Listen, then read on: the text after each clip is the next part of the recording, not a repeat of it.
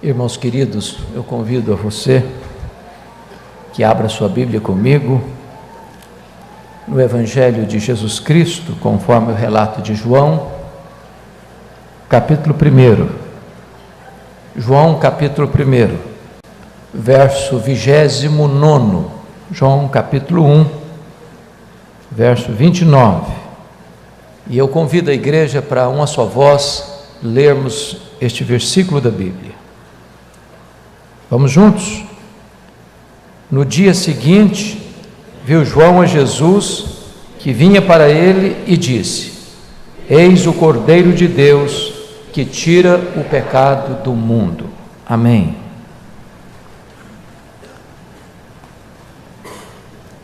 Nenhum outro livro da Bíblia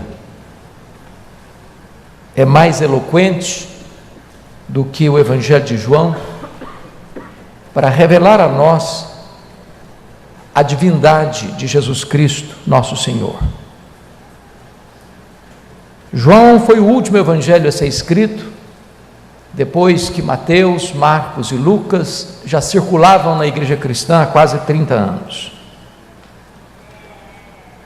E o ponto central de João foi defender a tese de que Jesus Cristo é Deus,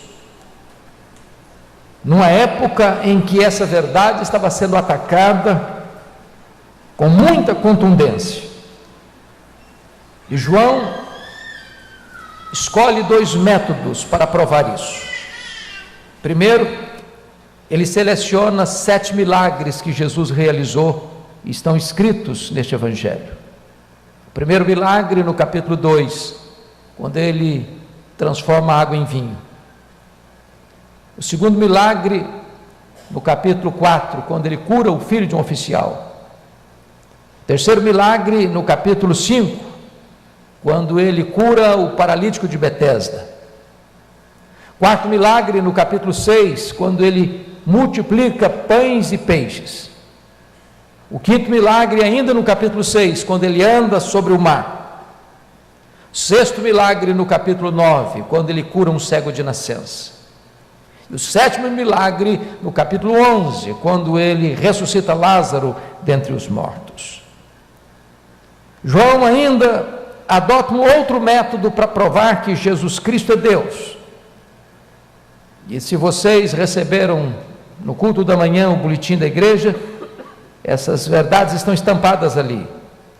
João seleciona 7 afirmações de Jesus: eu sou, porque este é o nome de Deus revelado no Velho Testamento a Moisés, lá no Sinai. Este é o nome de Deus, o nome Iavé, ou Javé, de onde vem a palavra Jeová. Ele é o grande eu sou. E no capítulo 6, verso 35, Jesus diz: eu sou o pão da vida. No capítulo 8, versículo 12, Jesus diz: eu sou a luz do mundo. No capítulo 10, versículo 9, ele diz: eu sou a porta. Se alguém entrar por mim, será salvo. Entrará e sairá e achará pastagens. Capítulo 10, versículo 11, ele diz: eu sou o bom pastor dá vida pelas suas ovelhas. No capítulo 11, verso 25, ele diz: eu sou a ressurreição e a vida. No capítulo 14, verso 6, ele diz: eu sou o caminho e a verdade e a vida, e ninguém vem ao Pai senão por mim. E no capítulo 15, verso 1, em 7º lugar, ele diz: eu sou a videira verdadeira e meu Pai é o agricultor. De tal maneira que João prova essa tese de que Jesus Cristo é Deus de duas maneiras. Primeiro, dizendo que ele realiza as mesmas obras de Deus, e segundo, porque ele tem os mesmos atributos de Deus. Mas aqui no versículo em pauta está, quem sabe, a síntese de todo o Antigo Testamento. Toda a história do Antigo Testamento é uma sombra da realidade que este verso que nós lemos apresenta. Jesus é o Cordeiro de Deus, o Cordeiro de Deus que tira o pecado do mundo. A grande pergunta do Antigo Testamento é: onde está o Cordeiro? E João responde: o Cordeiro está em Jesus, Ele é o Cordeiro. Em Gênesis 22, este Cordeiro é o substituto para uma pessoa. Quando Isaac caminhava com seu pai rumo a Moriá, ele pergunta a Abraão: meu pai, aqui está a lenha, aqui está o fogo, aqui está o cutelo, mas onde está o cordeiro para o sacrifício? E o seu pai responde: Deus proverá para si, meu filho, o cordeiro. E quando Abraão estava para sacrificar o seu filho, Deus o impediu e mostrou-lhe um cordeiro substituto. Jesus é o cordeiro substituto, suficiente para uma pessoa, para você. Lá em Êxodo capítulo 12, Jesus é o cordeiro suficiente para uma família. Foi a grande festa da Páscoa, onde cada família devia sacrificar um cordeiro. Lá em Isaías 53, Jesus é o cordeiro suficiente para uma nação. Mas aqui em João 1:29, Jesus nos é apresentado como o Cordeiro de Deus que tira o pecado do mundo. Todas as terras, todos os povos, todas as tribos, todas as nações, todas as etnias, não há nenhuma pessoa perdoada por Deus e salva por Ele, a não ser por meio do sangue deste Cordeiro. E o livro de Apocalipse, o livro da consumação, lá no capítulo 5, revela para nós que este Cordeiro é adorado em todo o universo. A apoteose de todas as coisas é quando todo o universo rende louvor àquele Cordeiro procurado, encontrado e glorificado. Portanto, chamo a sua atenção para algumas verdades do texto em pauta. Primeiro, a identidade do Cordeiro. João Batista diz: eis o Cordeiro de Deus. Isso representa para nós, em relação ao caráter de Jesus, três coisas. Primeiro, já cantamos aqui, Ele é o Cordeiro manso e humilde. Segundo, Ele é o Cordeiro sem mácula, sem mancha, imaculado, perfeito. Terceiro, Ele é o Cordeiro paciente no sofrimento. Ele foi levado como ovelha muda para o matadouro. Mas isso trata, sobretudo, do grande sacrifício pelo pecado. E agora vamos ver de forma mais precisa isso. Primeiro, Jesus é o Cordeiro substituto lá de Gênesis 22.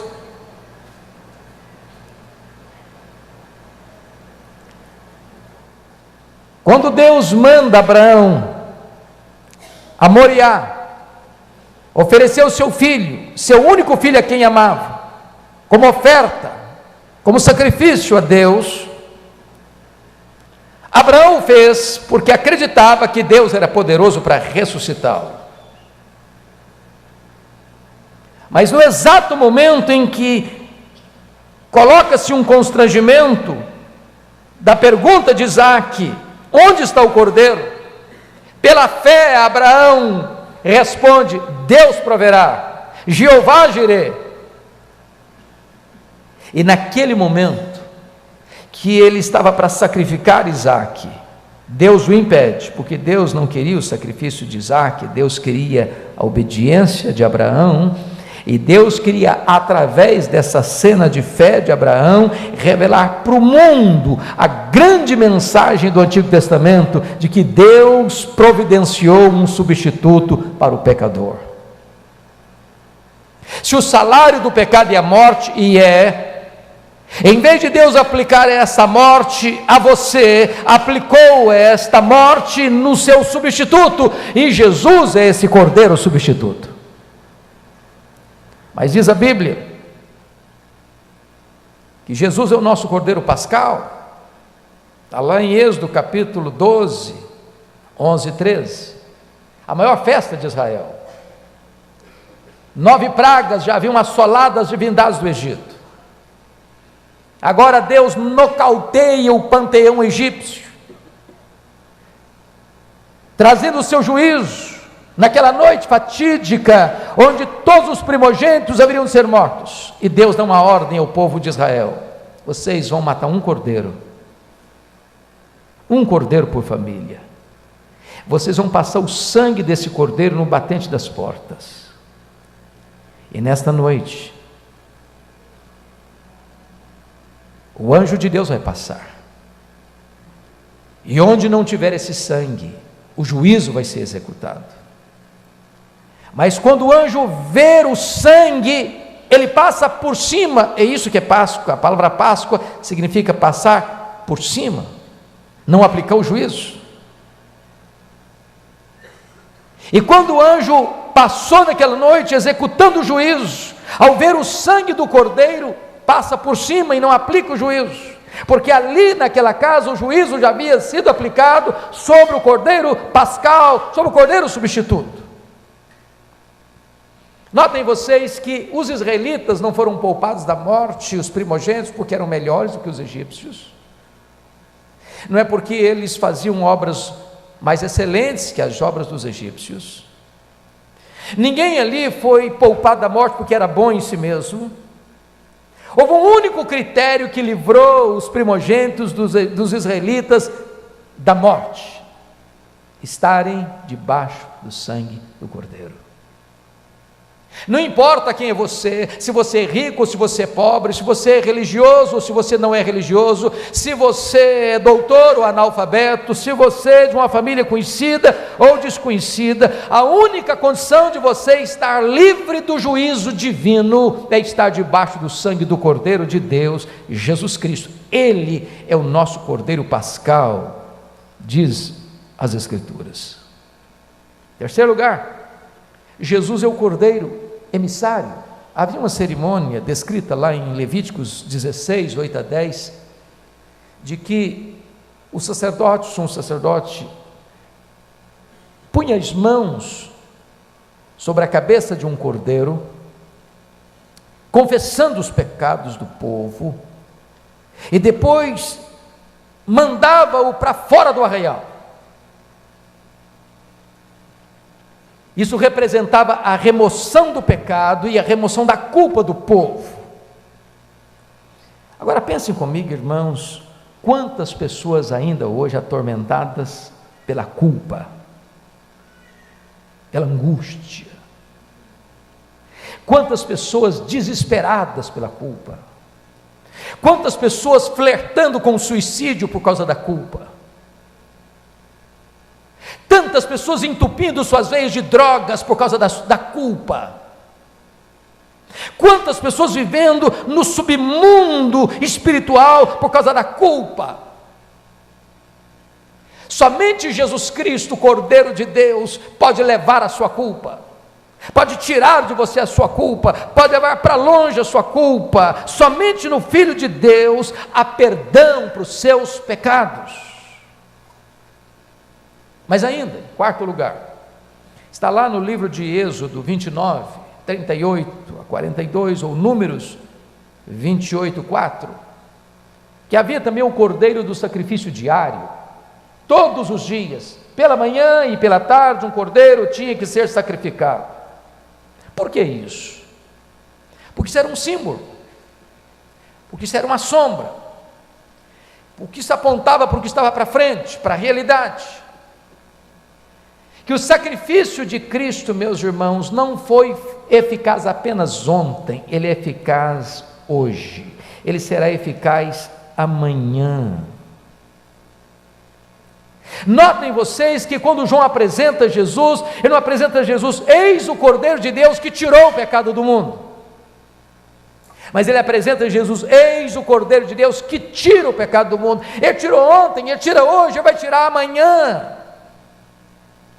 Se hoje você entrou aqui com o coração carregado de culpa e de pesar, se hoje você entrou aqui prisioneiro dos seus pecados, se hoje existem algemas que oprimem você e atormentam a sua vida, e você é um escravo do pecado, vive na coleira do diabo, vive prisioneiro do sistema do mundo, é o sacrifício de Cristo que pode quebrar essas algemas, romper suas cadeias e tornar você livre por causa do perdão que você há de receber no sangue de Jesus.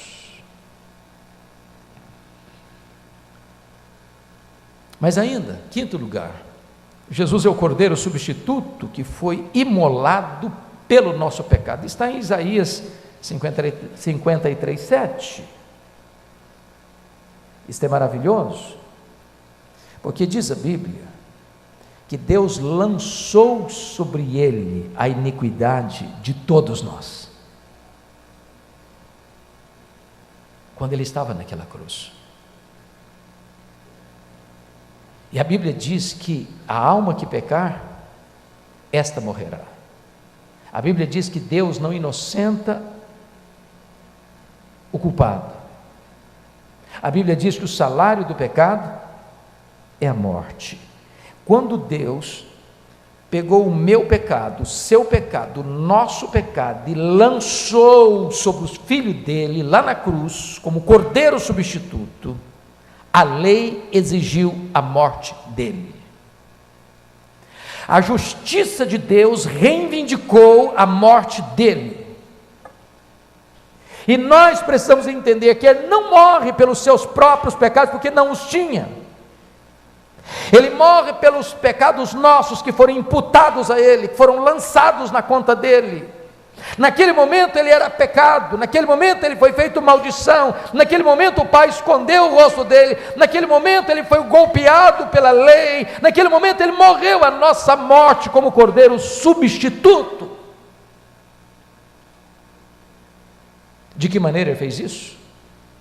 Como ovelha muda, levado para o matadouro.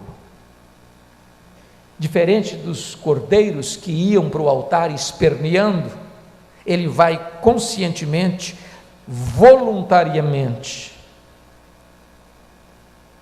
sem resistência, porque ele nos amou e a si mesmo se entregou por nós.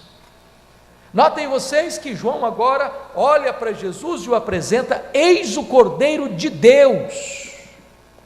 O que significa isso? Significa que Jesus foi providenciado por Deus como cordeiro antes da fundação do mundo. Aliás, isso está graficamente escrito na Bíblia, em Apocalipse capítulo 13, versículo 8. Irmãos, o projeto salvador de Deus não foi um plano B, porque o plano A fracassou. Não foi um plano feito de última hora, porque Deus foi pego de surpresa com a queda dos nossos primeiros pais no Éden.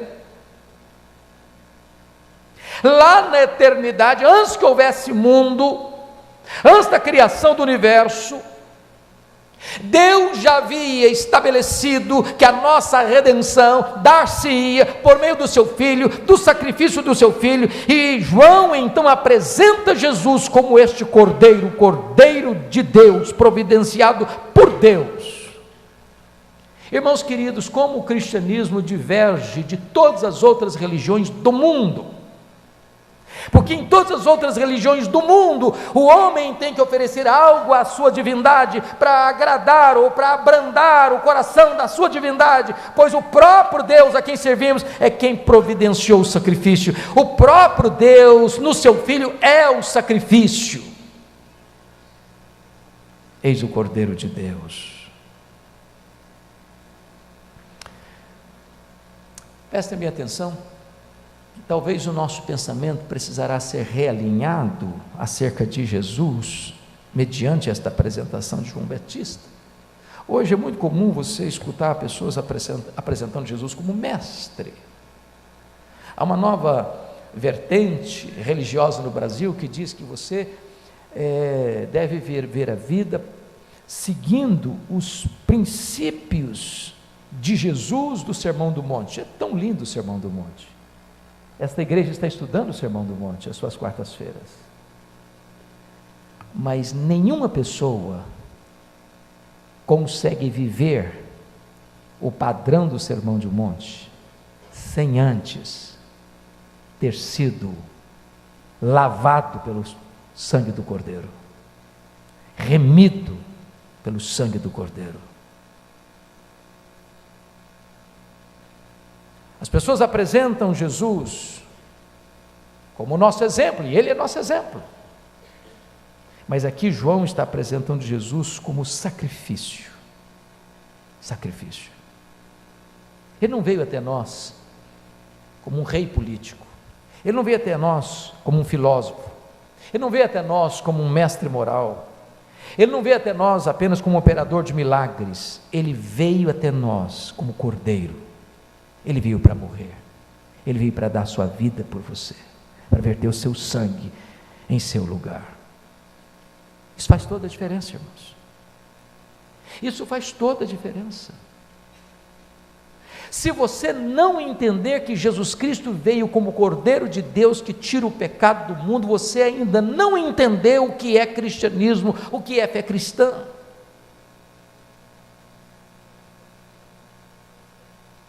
Mas notem, o segundo ponto que eu gostaria de tratar nesse texto é a necessidade do Cordeiro. Eis o Cordeiro de Deus que tira o pecado do mundo. Em outras palavras, esse Cordeiro se manifestou para tirar o pecado do mundo. Agora notem que Deus é soberano. E se Deus pudesse encontrar um meio mais suave, mais ameno, para tirar o pecado do mundo, certamente Deus o teria feito. Quando Deus foi criar o universo, Ele disse: haja e houve. Quando Deus foi criar você, Ele pegou o barro, e do barro Ele fez o homem, e da costela do homem Ele fez a mulher. Mas quando Deus foi salvar você e eu, não teve outro meio senão enviar o seu Filho como Cordeiro, que morreu em nosso lugar, verteu o seu sangue para purificar-nos do pecado. Se nós não entendermos isso, nós não vamos entender quem foi Jesus, o que é que Ele veio fazer. Foi por causa do pecado é que Ele foi cuspido, esbordoado e pregado naquela cruz. A não ser que você entenda o que é pecado e a malignidade do pecado, você também não vai entender o que Ele fez. Primeiro, vamos ver, o pecado é maligníssimo em sua essência. O pecado é maligníssimo em sua essência. Por quê? Porque ele está contrário à santidade de Deus, porque ele é uma ofensa a Deus, porque ele é zombar de Deus, ele é uma quebra deliberada da lei de Deus. O pecado é a escolha do mal em vez do bem. O pecado é a perversão dos desejos, é a escravidão da vontade, a escuridão da mente, a corrupção do coração.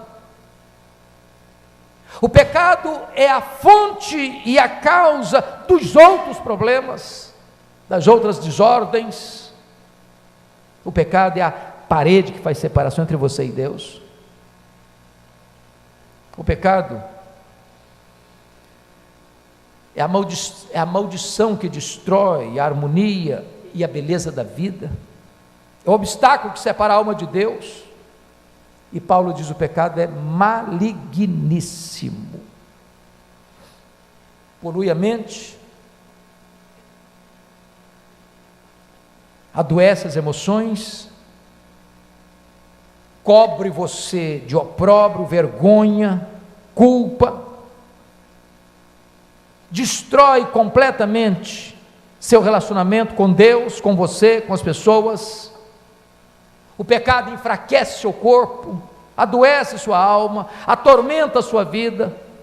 O pecado é pior do que o pior dos problemas, é pior que a doença, é pior que a solidão, é pior do que a pobreza, é pior do que a própria morte.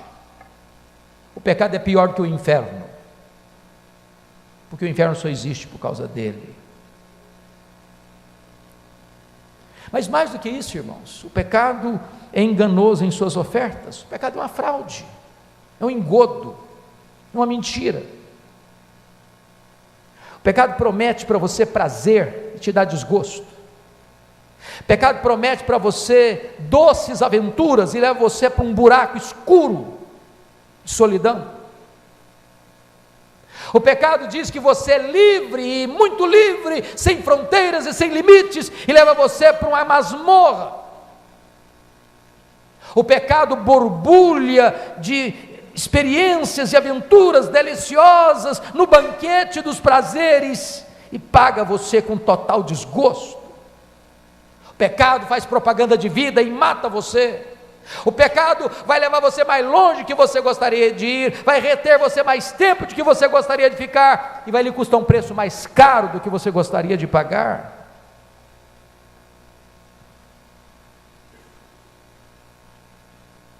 Não há nada mais terrível do que o pecado, mas louvado seja Deus, o Cordeiro de Deus se manifestou para tirar o pecado do mundo. Você não precisa viver como escravo do pecado, você não precisa viver debaixo do tacão do pecado, você não precisa viver debaixo da condenação do pecado, porque o sangue de Jesus, o Cordeiro de Deus, nos purifica de todo pecado. Mas notem comigo então o último ponto, que é a missão do Cordeiro de Deus. Ele se manifestou para tirar o pecado do mundo. Agora notem isso. O Cordeiro de Deus não veio para encobrir o pecado. Vocês notam o Velho Testamento? Eu pergunto a vocês: sangue de bodes, de cordeiros podia apagar pecados lá no Velho Testamento? Não. O que Deus fazia? Deus passava por cima, porque Deus estava vendo lá na frente, o seu Filho, o Cordeiro que tira o pecado do mundo. E aí você faz a seguinte pergunta: e as pessoas que viveram antes de Jesus, como é que elas foram salvas? Elas foram salvas pelo Cordeiro de Deus que tira o pecado do mundo. Elas olhavam para frente para o Cordeiro que haveria de vir e acreditaram no Cristo da profecia. Como é que você é salvo hoje?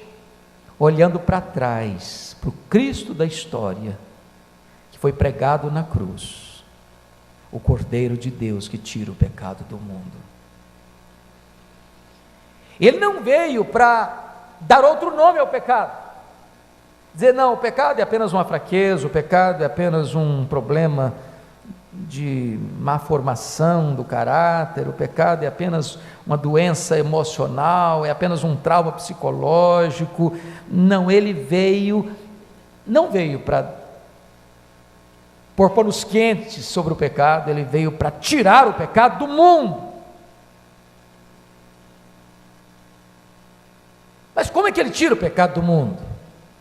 Pelos seus ensinamentos? Seus ensinamentos são maravilhosos.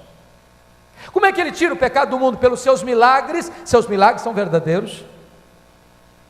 Mas a Bíblia diz que ele tira o pecado do mundo ao morrer pelos nossos pecados, segundo as Escrituras. Não são os milagres de Jesus que salvam você, não são os ensinamentos de Jesus que salvam você, é a morte de Jesus que salva você, é o sacrifício substituto de Cristo que salva você. Não há outro caminho, não há outra alternativa. Mas qual é o alcance dessa missão? O texto diz: eis o Cordeiro de Deus que tira o pecado da nação de Israel. Dos presbiterianos, dos batistas, dos assembleianos, dos crentes, dos evangélicos, dos brasileiros. Eis o Cordeiro de Deus que tira o pecado do mundo. Em outras palavras, queridos irmãos, qualquer pessoa, de qualquer etnia, de qualquer tempo, de qualquer geografia, para ser salvo, precisa estar debaixo do sangue do Cordeiro de Deus.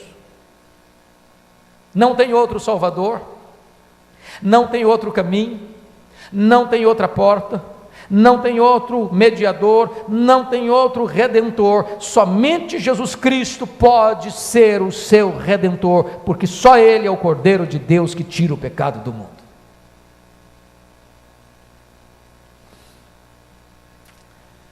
Qual a eficácia dessa missão?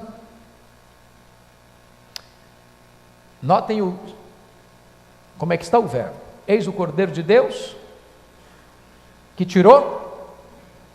Eis o Cordeiro de Deus que tirará? Não, eis o Cordeiro de Deus que tira. Na língua grega isso é mais forte do que na língua portuguesa, porque na língua grega está num verbo chamado de presente contínuo, que significa, ele tirou, ele tira, ele continua tirando. Eis o Cordeiro de Deus que continua tirando o pecado do mundo. Eis o Cordeiro de Deus que onde tiver alguém que se arrependa e creia, ele é lavado, ele é limpo, ele é perdoado, ele é restaurado, ele é redimido, ele é salvo imediatamente. Eis o Cordeiro de Deus que tira o pecado do mundo. Os efeitos da morte de Cristo são tão atuais hoje como foi no dia em que ele entregou seu Espírito ao Pai no topo do Calvário. Pois bem, eu concluo aqui com duas aplicações práticas. Primeiro, se Cristo é o Cordeiro de Deus que tira o pecado do mundo, e Ele é, então nós devemos ir a Ele, ou então vamos perecer eternamente.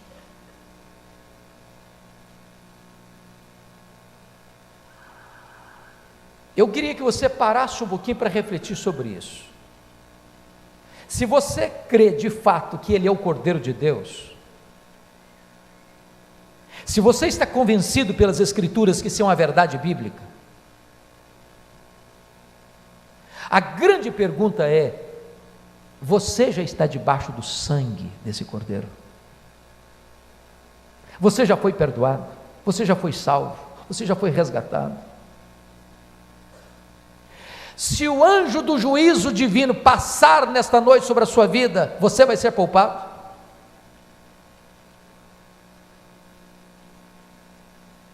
Você tem plena segurança de que você está pronto para ter um encontro com Deus?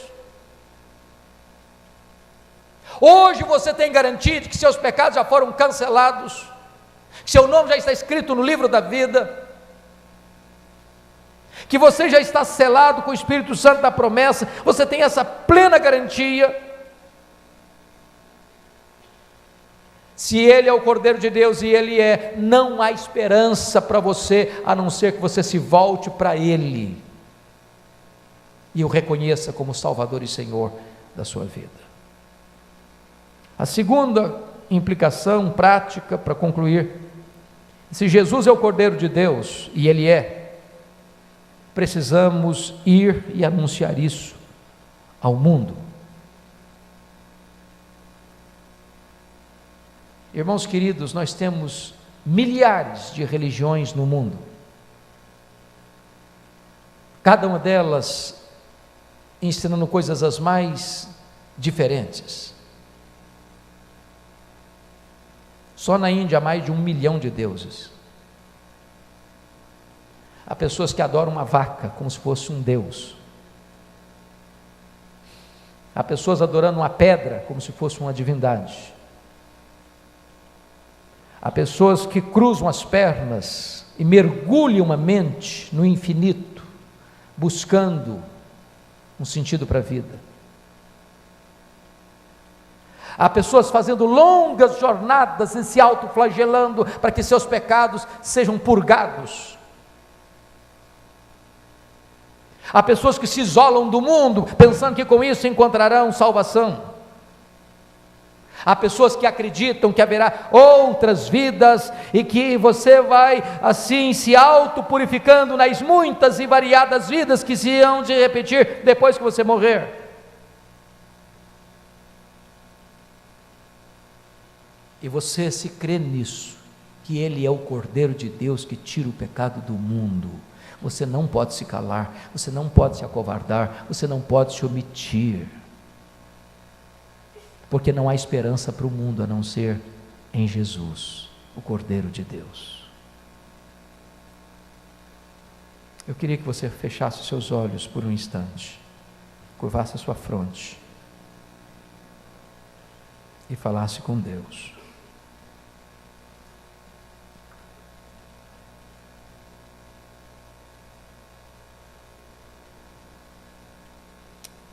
A Bíblia diz que só Deus conhece aqueles que são seus.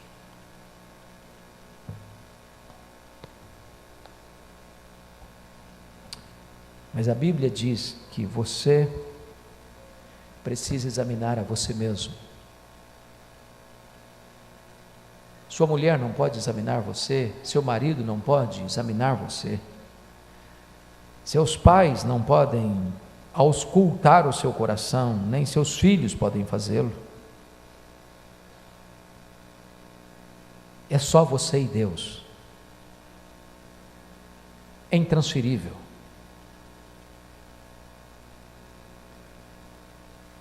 E Jesus Cristo está aqui hoje, poderoso para salvar. O sacrifício dele é tão poderoso e tão eficaz hoje, como foi há 2000 anos, quando ele morreu naquela cruz. E hoje você pode sair daqui perdoado, lavado, limpo, purificado no sangue de Jesus. Hoje você pode engrossar as fileiras daqueles que naquele glorioso dia hão de dizer que o Cordeiro de Deus é digno de receber a honra, a glória e o louvor pelos séculos dos séculos. Se hoje você reconhecer que você é pecador e olhar para Jesus, Ele é poderoso para perdoar você, limpar você, remir você e dar a você um novo coração e uma nova vida.